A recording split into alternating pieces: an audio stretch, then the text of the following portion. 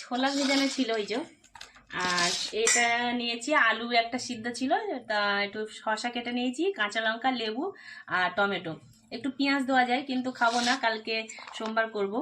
তো এটা নিয়ে নিচ্ছি, সবগুলো নিয়ে নেবো। আর লঙ্কাটা পরে দেবো, আগে মেয়েকে দিয়ে তারপর লঙ্কা দেবো।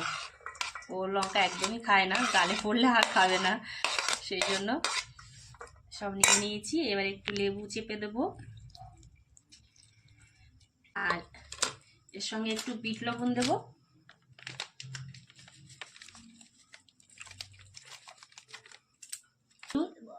আর একটু চাট মশলা দেবো। চাট মশলাটা না দিলেও অসুবিধা নেই, ছিল বলে দিলাম।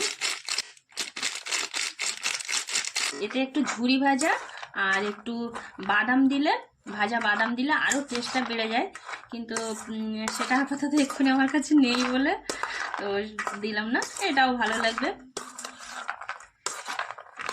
মেয়েকে দিয়ে দিচ্ছি, দিয়ে এবারে এই লঙ্কাগুলো দিয়ে দেবো।